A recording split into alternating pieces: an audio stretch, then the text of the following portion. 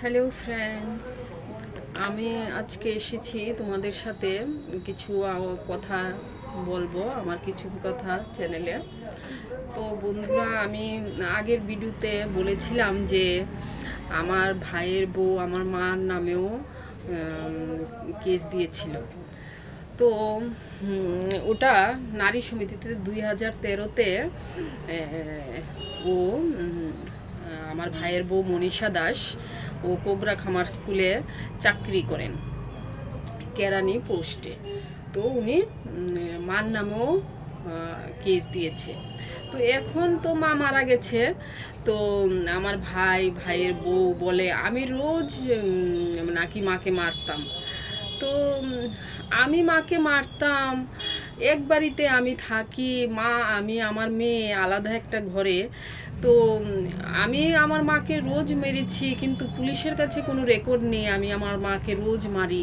মানে মাও মানে আমার বিরুদ্ধে কোনো পুলিশে কমপ্লেন করেনি। তো আর আমি তো করবই না, আমরা মা মেয়ে। আমি মারতাম আর ওরা একই বাড়িতে থাকতো, কিন্তু যখন মাকে আমি মারতাম তখন ওরা মানে এই সম্বন্ধে কোনো ধরনের আওয়াজ তুলিনি। এখন মা মরে গেছে, ওরা বলে যে আমি নাকি মাকে রোজ মেরে ক্যান্সার মানে রোগ করে নিয়েছি। তো বন্ধুরা, তোমরা সবাই বলবে যে মানে কাউকে মেরে ক্যান্সার হওয়ানো যায় কি না। আমার জানা মতো তো আমি জানি না।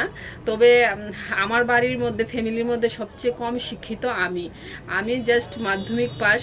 তো আমার ভাই তো এমটেক ইঞ্জিনিয়ার, আমার ভাইয়ের বউ এমএ পাস, গানে বিশারদ, এত বড় শিক্ষিতা একজন মহিলা, এবং আমার ভাই এত বড় একজন মানে এত সুশিক্ষায় শিক্ষিত। ওরা বলে যে আমি নাকি মাকে মেরে ক্যান্সার করে নিয়েছি।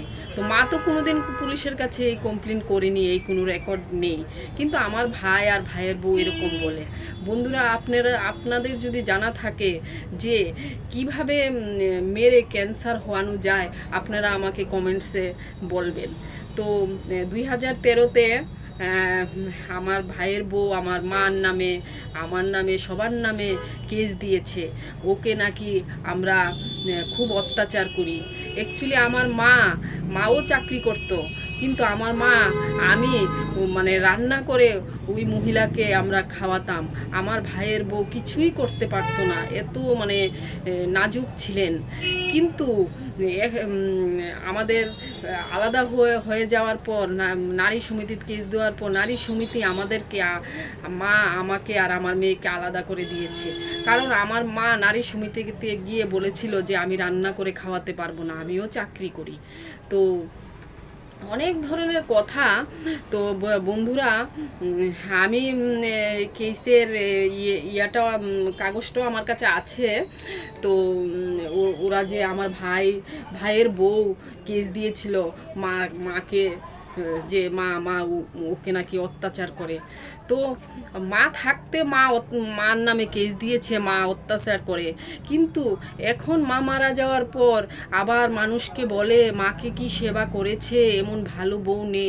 সত্যি কথা বলতে তো আমার ভাইয়ের বউই এই দায়িত্ব ছিল মাকে সেবা করার। আমার কপাল খারাপ দেখে আমি মার কাছে এসেছি, আমি সেই সুযোগটুকু পেয়েছি।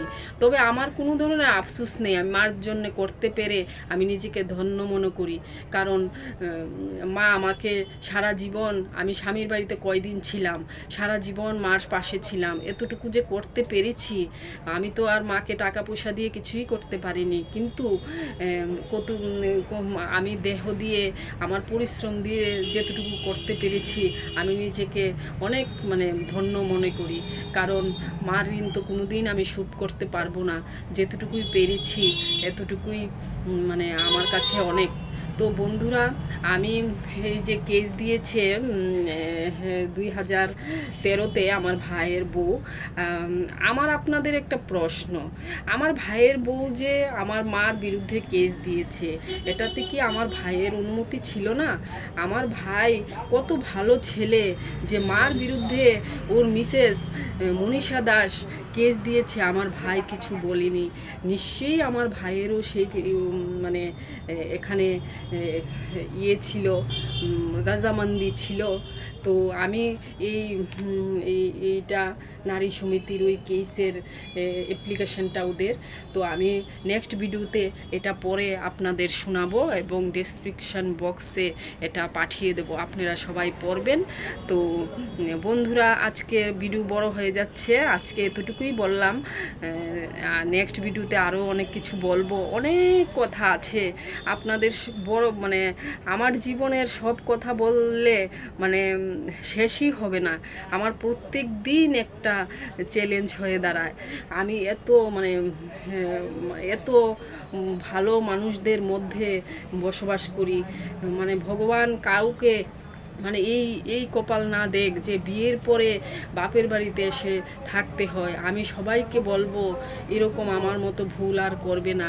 আমি তো আমার মেয়ের জন্য এইরকম করেছি, আপনারা না করলেই ভালো হবে, কারণ যা সাফার করতে হয় এটা আমার চেয়ে বেশি আর কিছু কেউই জানে না। মানে আমার ভাইয়ের বউ, আমার একটা ছোট বোন আছে নিবেদিতা দাস, ওদের সঙ্গে জড়িত। আমি এখন এই কথাটা বলতে বাধ্য হব যে ওদের সঙ্গে আমার ছোটো বোনও নিশ্চয়ই ছিল। আমি প্রথমে বুঝতে